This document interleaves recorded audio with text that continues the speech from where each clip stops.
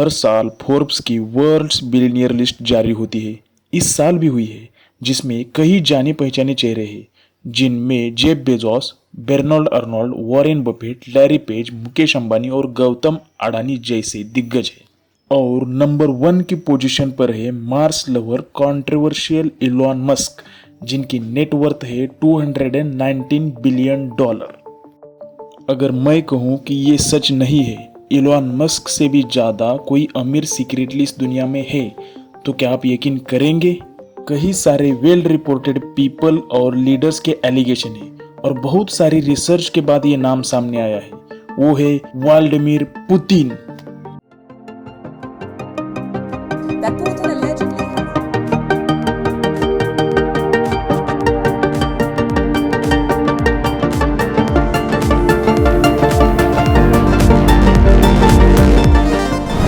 Interview में Elon Musk को पूछा गया था 30 billion roughly, being perceived as the richest person on earth.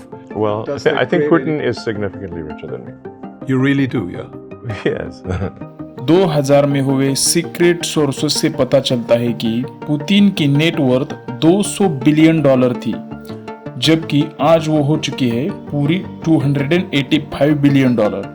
उसी के साथ उनके पास ब्लैक सी के तट पर एक विशाल महल है, जिसकी कॉस्ट मोर देन $1 बिलियन है, जिसमें helipad, sport ground, movie theatre, casino, दुनिया की सारी आलीशान चीजें हैं।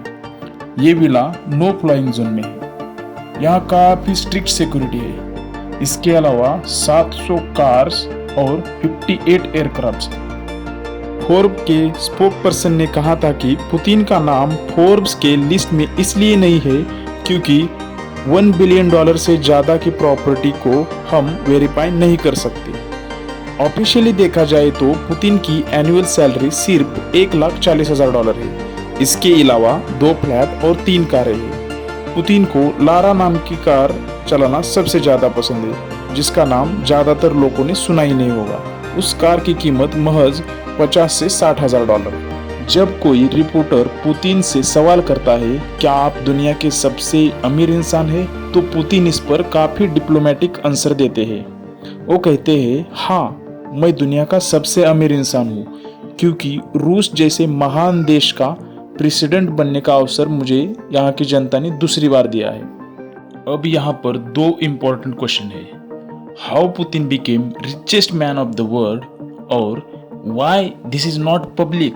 आखिर पुतिन ने इतनी सारी वेल्थ कैसे बनाई? इसका कारण ये भी है कि पावर का गलत इस्तेमाल। पुतिन ने साल 2000 में ओलिगार्की के साथ एक मीटिंग रखी थी। ओलिगार्की और थोड़े से लोग हैं जो रशिया में सारे बिजनेसेस ओन करते हैं। पुतिन ने उनसे कहा कि मुझे तुम्हारे सारे बिजनेसेस में 30% का कट चाहिए। जिस किसी को ये मंजूर नहीं है, उसकी सारी प्रॉपर्टी जब्त की जाएगी।